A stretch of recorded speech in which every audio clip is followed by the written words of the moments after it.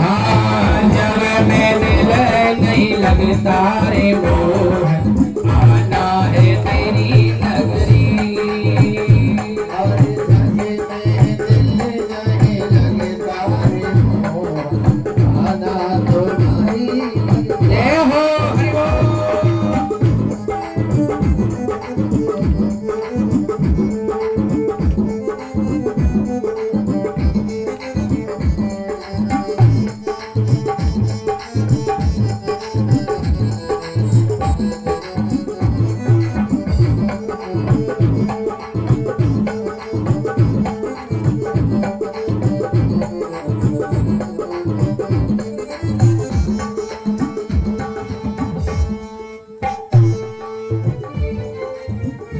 हाँ जग में माया को अंधियारो। हाँ जग में माया को अंधियारो। जग में माया को अधियारो। हाँ दिखे ना कछु हाथ पसारो। दिखे ना कछु हाथ पसारो। हाँ दिखे ना कछु हाथ पसारो। दिखे ना रे कछु हाथ पसारो। हाँ दर दर भटकते डोलो ओ मरिया मीत गई सवरी। जग में दिल नहीं लगता रे मोहन आओ तुम्हारी नगरी। जय हो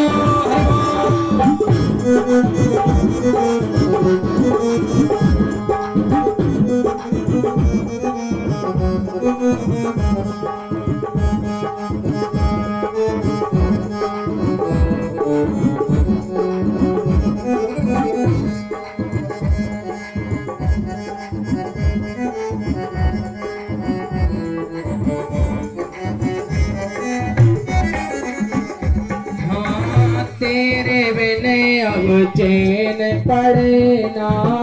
तेरे बिने अब चैन पड़े ना। हाँ तेरे बिने अब चैन पड़े ना।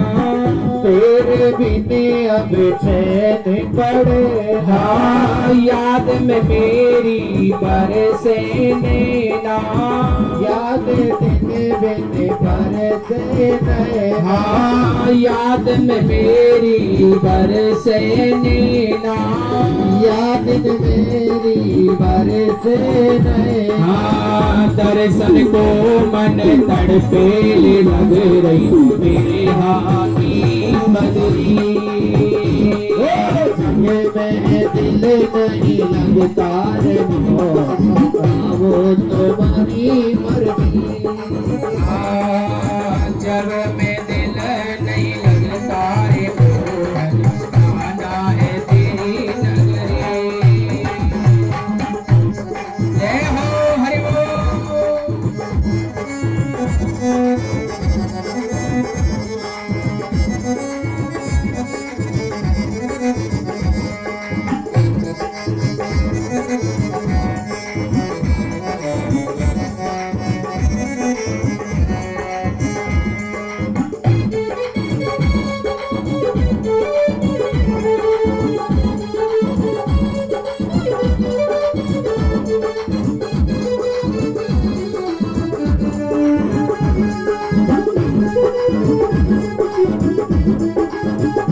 हाँ तो आ जाया हमें बुला ले।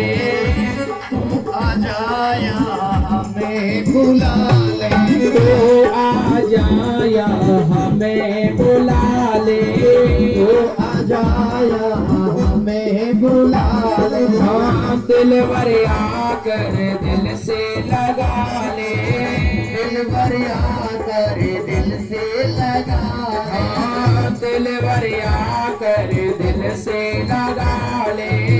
दिल भर आकर दिल से लगा ले। हाँ भटकते बोलो करिया बीत गई सवरी।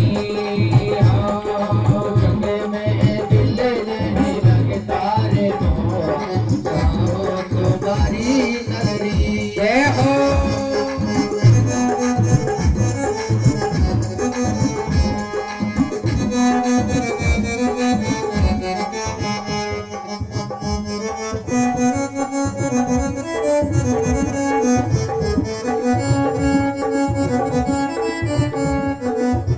जग में दिल नहीं लगता रे मोहन, आना है तेरी नगरी। बोले राधा रानी सरकार की जय। एक बार द्रौपदी जी को समाचार मिला कि उनके पुत्रों की हत्या अश्वत्थामा ने कर दी। महाराज बड़े ध्यान से कथा सुने। जब समाचार मिला कि 5 पुत्रों की हत्या अश्वत्थामा ने कर दी, अब तो महाराज श्री सूत जी महाराज शौनक आदि ऋषियों से कहने लगे। द्रौपदी जी ने प्रतिज्ञा करी कि जब तक अर्जुन अश्वत्थामा को मारेगा नहीं तब तक मैं भोजन नहीं करूंगी, महाराज अन्न के दर्शन तक नहीं करूंगी। तब तो महाराज भगवान की कृपा से अर्जुन और अश्वत्थामा के बीच में युद्ध होने लगा, भीषण युद्ध होने लगा। इधर पांडवों को आगे बढ़ाने वाला अभिमन्यु की पत्नी है उत्तरा, उनके गर्भ में पांडवों को वंश को आगे बढ़ाने वाला बालक पल रहा था। अश्वत्थामा ने अपने ब्रह्म अस्त्र को उत्तरा के गर्भ में भेज दिया। जब उत्तरा के गर्भ में ब्रह्म अस्त्र को भेजा तो उत्तरा के गर्भ में पीड़ा होने लगी, गर्भ जलने लगा। उत्तरा ने भगवान कृष्ण को याद किया, कहने लगे कन्हैया आप हमारी रक्षा कीजिए। जब अश्वत्थामा ने अपने ब्रह्म अस्त्र को उत्तरा के गर्भ में भेजा तो भगवान कृष्ण उत्तरा के गर्भ की रक्षा करने के लिए आए।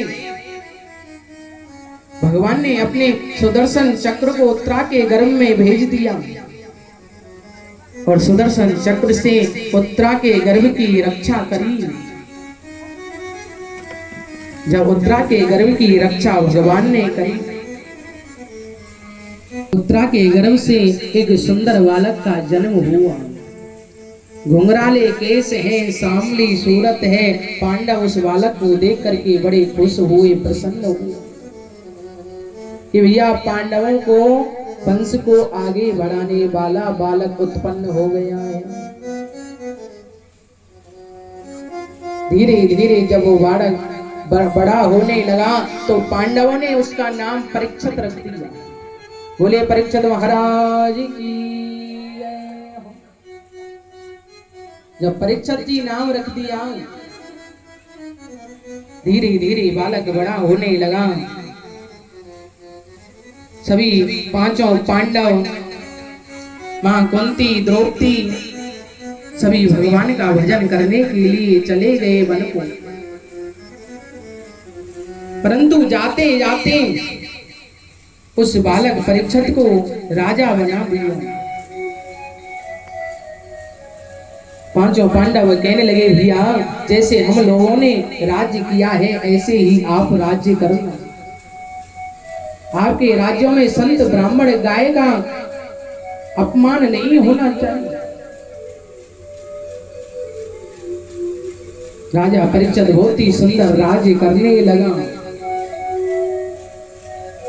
श्री सूत जी महाराज कहने लगे हे शौनक आदि ऋषि, एक दिन राजा परीक्षित सोच रहा था कि भैया हम राजा हैं और राजाओं का काम है शिकार खेलना, क्यों ना हम शिकार खेलने के लिए जाएं। तो राजा परीक्षित ने अपने मंत्रियों को आदेश दिया कि भैया आप रथ को तैयार कीजिए, आज हम शिकार खेलने के लिए जाएंगे। जब राजा परीक्षित शिकार खेलने के लिए जा रहा था, जब राजा परीक्षित जा रहा था तो रास्ते में एक कमरा दिखाई दिया। जिस कमरे के ताले को पांडव खोलने के लिए मना करके गए थे। राजा परीक्षित ने सोचा कि भैया इस कमरे में ऐसी क्या वस्तु रखी है जो हमारे दादा परदादा इस कमरे के ताले को तोड़कर खोलने से मना करके गए।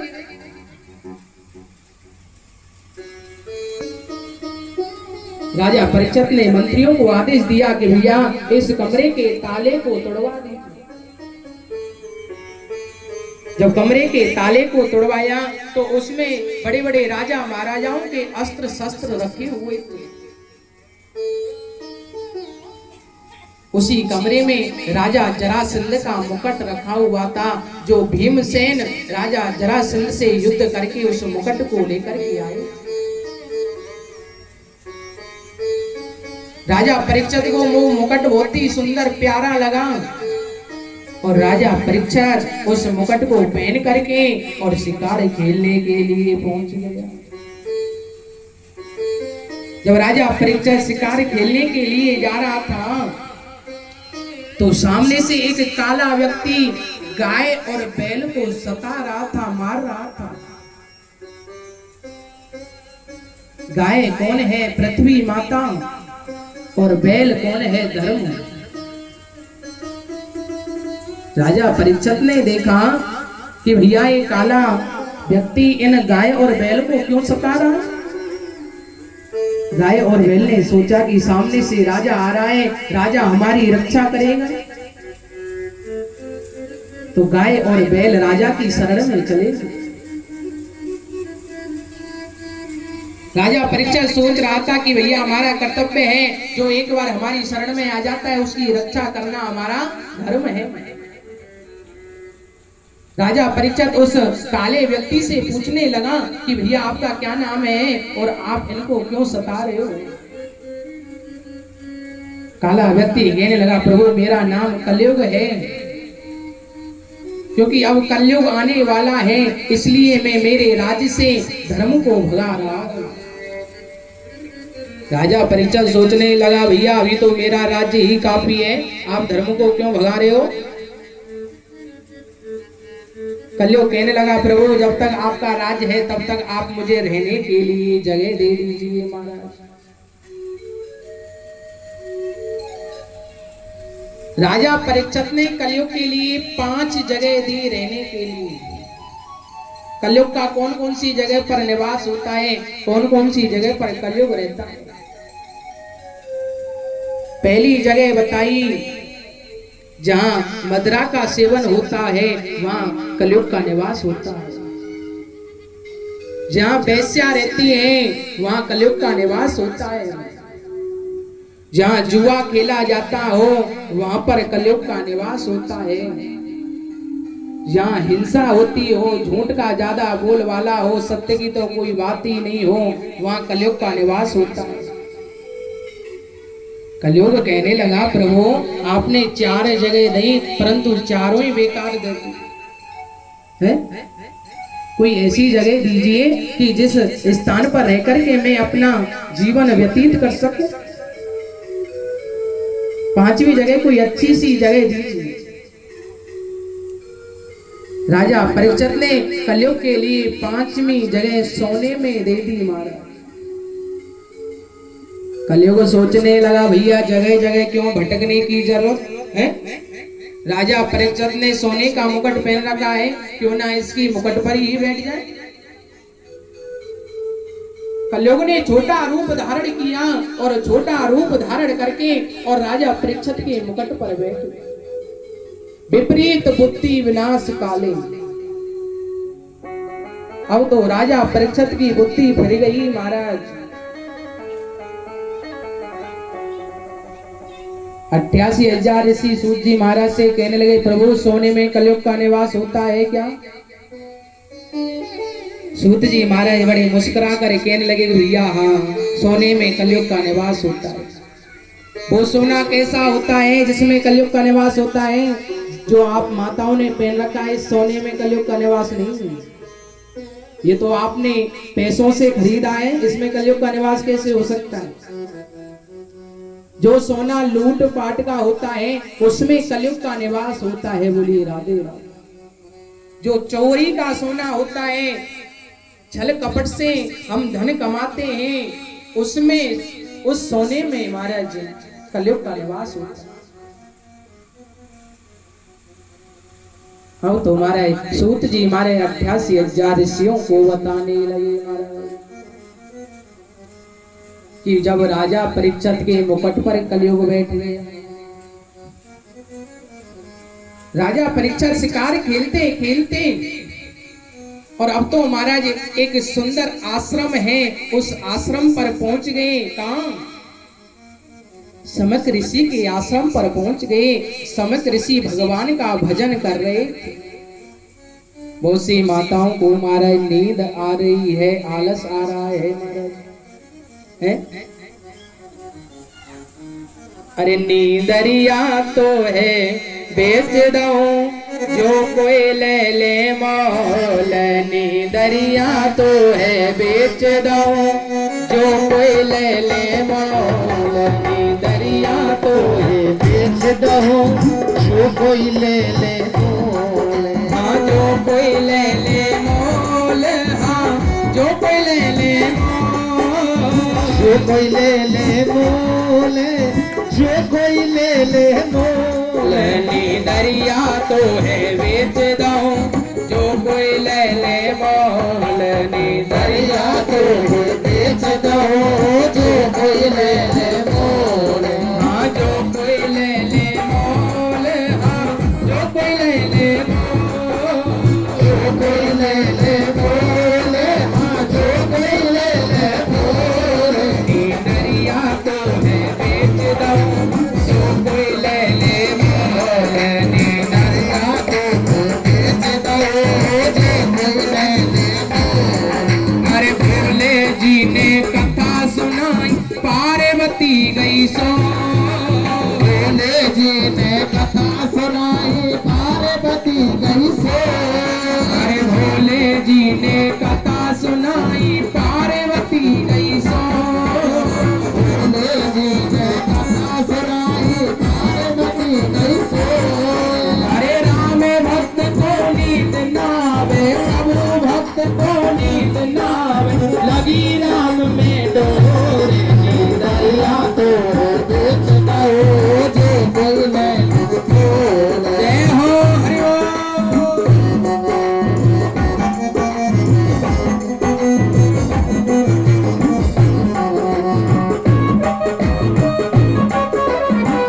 सभी ताली बजाओगे।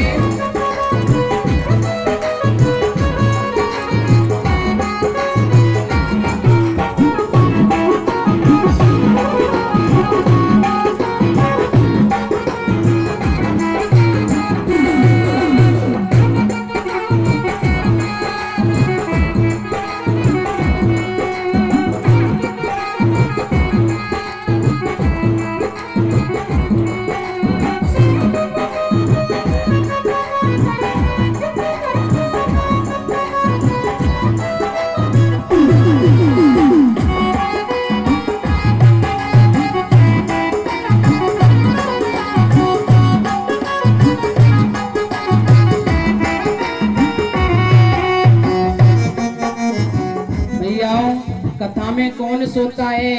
या तो महाराज जिसके शरीर में पीड़ा होगी वो भगवान की कथा में सोएगा है, या फिर कोई रात में चोरी कर ले जाएगा तो हमारे दिन में कथा में सोएगा। बोलिए राधे राधे।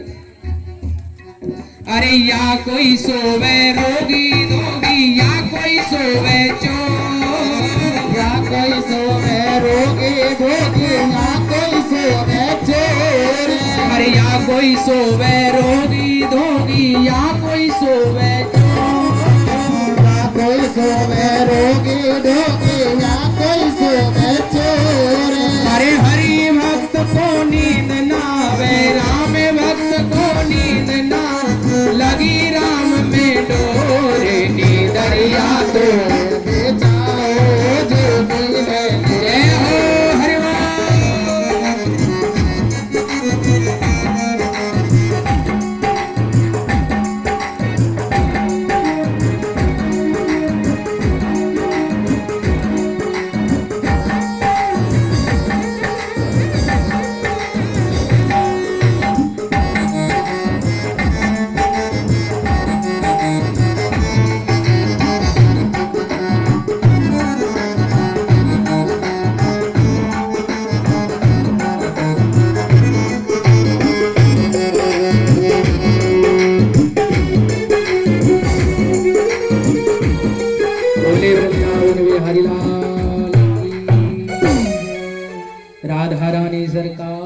की जय।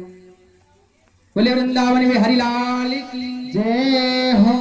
मैया जयकारे में तो कंजूसी करो, भगवान के जयकारे में कभी कंजूसी नहीं करनी चाहिए है। बहुत सी मैया को मन करे भजनों में नाचने को, परंतु का करे मारे खड़ी ना हो, शर्म लगे है। भगवान के सामने अगर आप नृत्य करोगे तो आपकी हंसी नहीं होगी, और संसार के लोगों के सामने अगर आप नृत्य करोगे तो आपकी हंसी होगी। बोलिए राधे।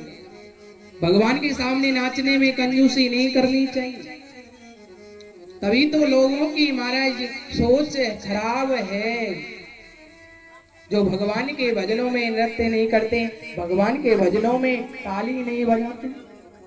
अरे मेरी कैसे कुमति मन बस रही रे, बस रही रे, और जिंदगानी भजन बिन लुट रही रे, जिंदगानी। जय हो।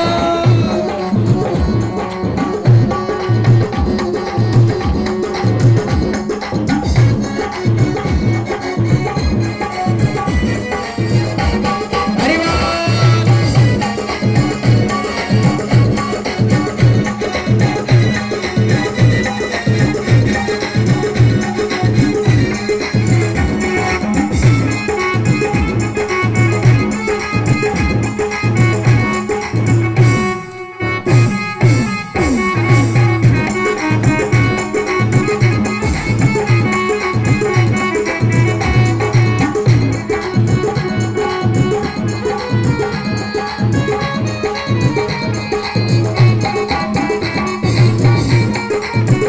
मेरे कैसे कोमति मन बस रही रे, बस रही रे, जिंदगानी भजन में लुट रही रे, जिंदगानी भजन में लुट रही रे, जिंदगानी भजन में लुट रही रे।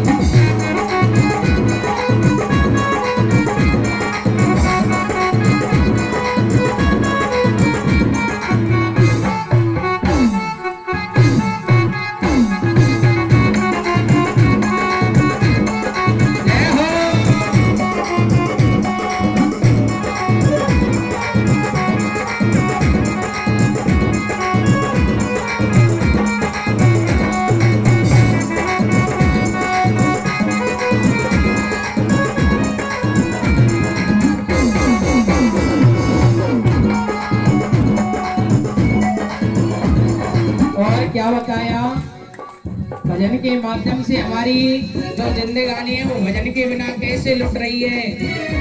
अरे नहा धो के आसन पे बैठी, नहा धो के आसन पे बैठी, नहा धो के आसन पे बैठी, नहा धो के आसन पे बैठी। फिर क्या हुआ, नींद में ने डस लई रे, हाँ डस लई रे, जिंदगानी भजन में लुट लई रे, जिंदगानी भजन में लुट लई रे, जिंदगानी भजन में लुट लई रे। और क्या बताया, हाँ बाल बच्चों में फंस गई रे, बाल बच्चों में फंस गई रे, बहू बेटन में फंस गई रे, बहू बेटन में फंस गई रे, जिंदगानी भजन में लुट लई रे, जिंदगानी भजन में लुट लई रे, जिंदगानी भजन में लुट लई रे।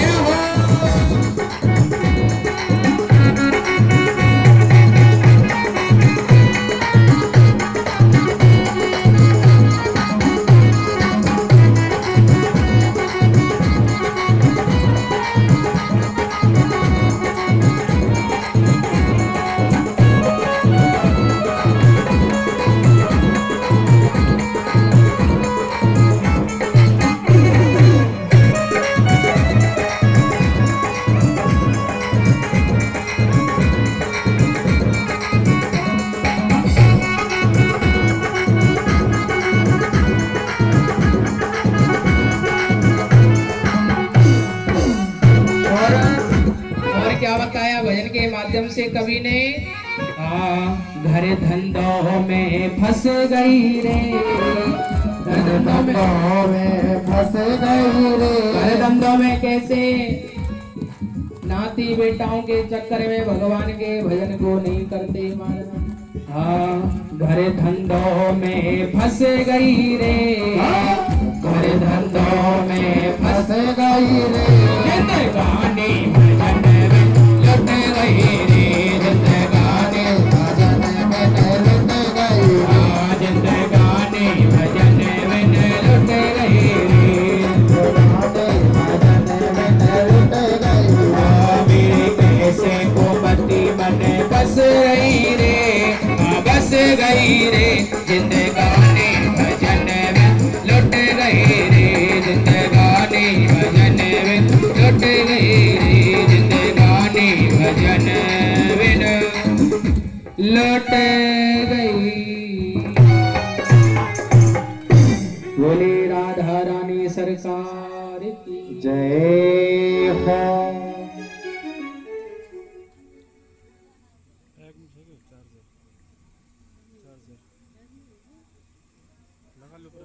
जय जय श्री राधे।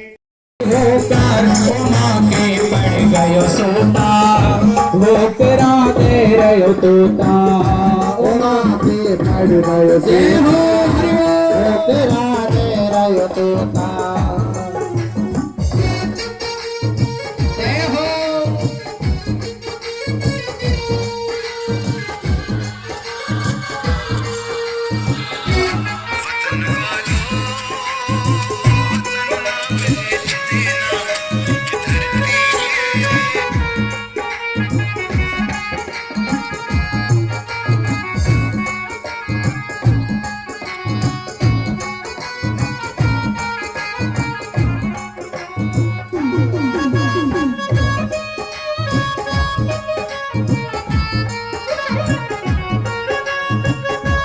जय हो।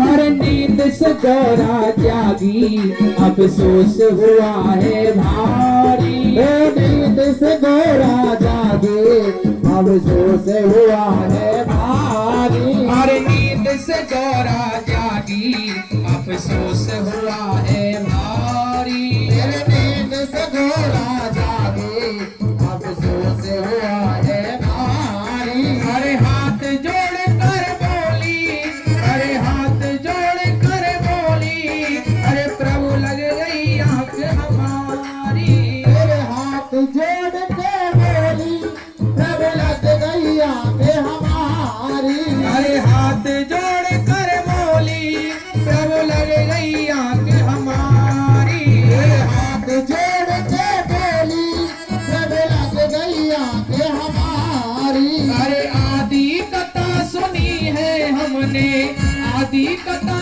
सुनी है हमने, आदि है बता उमा के पड़ गयो सोता, ठोकरा दे रयो तोता, उमा के पड़ गयो सोता, ठोकरा दे रयो तोता, उमा के पड़ गयो सोता, ठोकरा दे रयो तोता, उमा के पड़ गयो सोता, ठोकरा दे रयो तोता, ऊंचे पर्वत महादेव जी बैठे आसन मार, अरे ऊंचे पर्वत महादेव जी बैठे आसन मार, और अमर कथा को लगे सुनाने, गौरा गे त्रिपुरारे उमा के पड़ गयो सोता, ठोकरा दे रयो तोता, उमा के पड़ गयो सोता, ठोकरा दे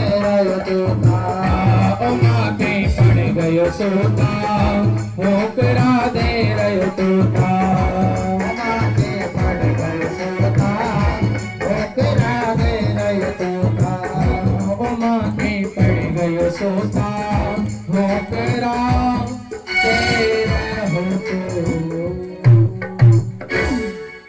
बोले राधा रानी सरकार की जय हो भागवत महापुराण की जय हो।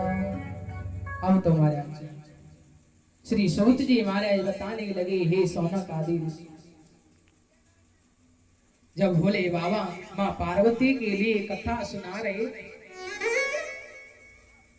कथा सुनते सुनते माँ पार्वती को निंद्रा आ गई। जब माँ पार्वती को निंद्रा आई तो जैसे ही माँ पार्वती ने हुंकारा लगाना बंद किया और उधर तोते के बालक ने हुंकारा लगाना प्रारंभ कर दिया। भोले बाबा की नजर एकदम माँ पार्वती पर गई। कहने लगे, पार्वती तो सो रही है परंतु कथा में हुंकारा कौन लगा?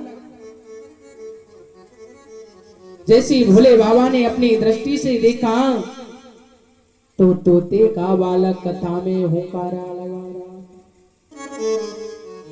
भोले बाबा ने माँ पार्वती को जगाया। कहने लगे, पार्वती आप तो अमर नहीं हुए परंतु आपने तोते के बालक को अमर करवा दिया, ये आपने अच्छा नहीं। अब तो हमारे भोले बाबा ने प्रण किया कि भैया मैं इस तोते के बालक को जिंदा नहीं छोड़ूंगा। भोले बाबा ने अपने त्रिशूल को तोते के बालक के पीछे छोड़ दिया। तोते का बालक आगे आगे जा रहा है और भोले बाबा का त्रिशूल पीछे पीछे जा रहा है। अब तो महाराज तोते का बालक तीनों लोकों में भ्रमण कराया परंतु भोले बाबा ने पीछा नहीं। तोते का बालक घूमता घूमता और व्यास जी के आश्रम पर पहुंचे। उस समय व्यास पत्नी अपने केशों को बना रही थी। तोते के बालक जब वहां से घूम रहा था तो व्यास पत्नी को उबासी आई। उबासी जानते हो, मुख खुलना। जैसी व्यास पत्नी का मुख खुला, तोते के बालक ने सोचा कि भैया इससे अच्छी जगह कहीं नहीं है। तोते के बालक का मौका लगा और मुख में प्रवेश करके गर्भ में पहुंच गया। बोले राधे राधे राधे। भोले बाबा व्यास जी के पास में पहुंचे। कहने लगे, व्यास जी आपके घर में हमारा चोर घुसा हुआ है। व्यास जी कहने लगे, बाबा हमने तो आपके चोर को देखा नहीं परंतु आपको यकीन नहीं होता तो आप मेरे आश्रम में जाकर के देख के आइए कि आपका चोर कहां छुपा हुआ है। परंतु जब व्यास जी ने ऐसा कहा तो भोले बाबा ने अपने त्रिशूल को द्वार पर छोड़ दिया। भोले बाबा कहने लगे, भैया कभी ना कभी बाहर तो निकल के आए। तोते के बालक को गर्भ में 12 वर्ष हो गई परंतु बाहर आने का कोई नाम नहीं। व्यास पत्नी व्यास जी से कहने लगी, स्वामी ये कैसा बालक है? बालक तो 9 महीने में जन्म लेता है और इसको 12 वर्ष हो गई, ये तो जन्म ही नहीं ले रहा। इधर भोले बाबा ने सोचा कि भैया बालक 9 महीने में जन्म लेता है, उसको 12 साल हो गई, अब तो महाराज वो मर गया हो गया। भोले बाबा ने जब ऐसा सोचा तो भोले बाबा ने अपने त्रिशूल को वापस बुला लिया। जब त्रिशूल को वापस बुलाया, तोते के बालक का मौका लगा और पृथ्वी पर जन्म लेकर के आ गए। बोले सुखदेव जी महाराज की जय हो। सुखदेव जी महाराज जन्म लेकर के आए। जन्म लेते ही सुखदेव जी महाराज की आयु ऐसी है जैसे 5 वर्ष के बालक की आयु होती है, इतने बड़े सुखदेव जी महाराज की। साथ में जो नाल आया, नाल का जनेऊ बनाया और उन्होंने तो जन्म लेते ही अपने घर को छोड़ दिया। माता रोक रही हैं, पिताजी रोक रहे हैं, बेटा अभी तो आपने संसार को देखा ही नहीं, आप कहां जा रहे हो? सुखदेव जी कहने लगे, सुखदेव स्वामी कहने लगे, पिताजी ये संसार स्वार्थ का संसार है, यहाँ कोई किसी का नहीं है। ना किसी की माता है, ना किसी का पिता है, ना किसी का भाई है, ना किसी के पड़ोसी। ये संसार तो स्वार्थ का संसार है। मुझे इस संसार के मोह जाल में नहीं पड़ना। मुझे तो जन जन में जाकर के भगवान का प्रचार करना है, भगवान का गुणगान करना है। सुखदेव जी अपने पिताजी से कह रहे हैं कि ये तो स्वार्थ का संसार है, जीव वैसे ही माया में लगा रहता है, ये मेरा है, ये तेरा है। परंतु जीव को ये मालूम नहीं तो भगवान की रचाई हुई माया है, माया जाल है।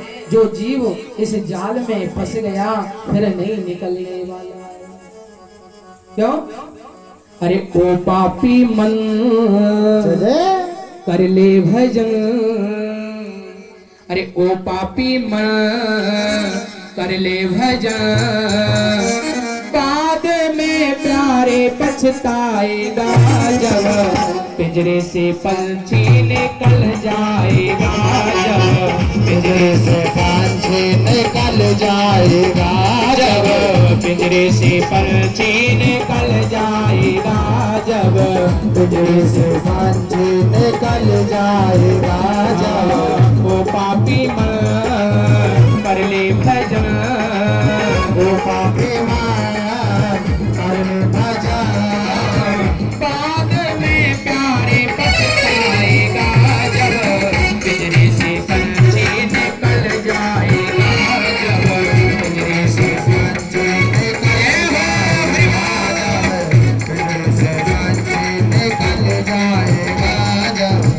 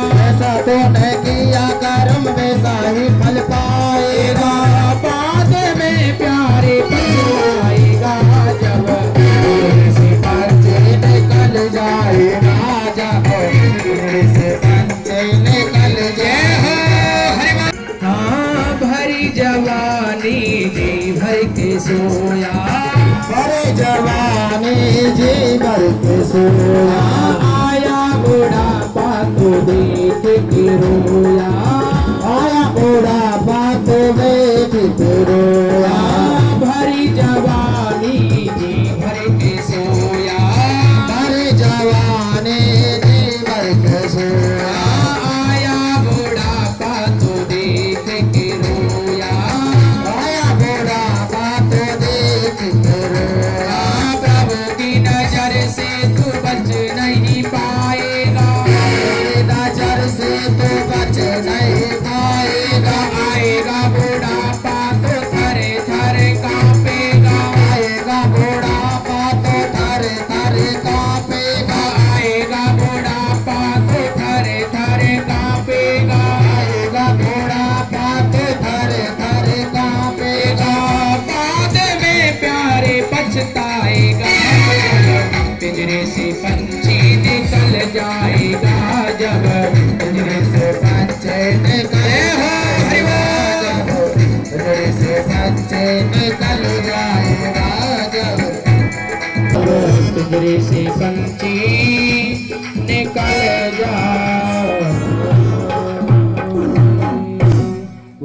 वृंदावन बिहारी लाल की जय हो, भागवत महापुराण की जय हो। अब तो महाराज जब सुखदेव स्वामी अपने पिता के लिए बताने लगे। सुखदेव स्वामी ने जन्म लेते ही अपने घर को त्याग दिया। जब वो जा रहे थे तो रास्ते में हमारा एक सरोवर पड़ा। सरोवर में स्त्रियां स्नान कर रही थी। जब उनके सामने से सुखदेव जी महाराज गए तो स्त्रियों ने कोई लज्जा नहीं करी। और उनके बाद में जब व्यास जी महाराज जा रहे थे तो सभी स्त्रियां लज्जा करने लगी। व्यास जी महाराज पूछने लगे, भैया अभी आपके सामने से मेरा पुत्र आपके सामने से गया, आपने उनसे कोई भी लज्जा नहीं करी और हमारे आने से ही आप लज्जा करना शुरू कर दी। स्त्रियां कहने लगी कि व्यास जी, जो आपका जो पुत्र है ना वो परम हंस है, उनको पुरुष और स्त्री का कोई बोध नहीं है और आपको स्त्री पुरुष का बोध है, इसलिए हमने आपसे लज्जा करा। सुखदेव स्वामी जब वहां से गए, सुखदेव स्वामी तो अपनी भगवान के भजन में लीन हो गए। इधर देवताओं को मालूम पड़ी कि भैया सुखदेव स्वामी का जन्म हो गया। इधर राजा परीक्षित को सूचना पहुंचाई कि सुखदेव स्वामी का जन्म हो गया। राजा परीक्षित ने मंत्रियों को सुखदेव स्वामी को आदर सहित लाने के लिए भेजा। मंत्री कहने लगे, राजन हम जरूर ही आपकी आज्ञा को पालन करेंगे। मंत्री जब सुखदेव स्वामी के पास में गए, कहने लगे, प्रभु आप हमारे साथ में चलिए, हमारे राजा के लिए 7 दिन का श्राप लगा हुआ है और आप हमारे राजा के लिए कोई कथा सुनाइए जिससे उनकी 7 दिन में मुक्ति हो जाए। सुखदेव स्वामी कहने लगे, भैया ना तो हमें आपसे मतलब ना आपके राजा से मतलब है, हम तो भगवान का भजन करने के लिए आए हैं और एकांत में भगवान का भजन कर रहे हैं। इधर नारद जी को ये बात अच्छी नहीं लगी।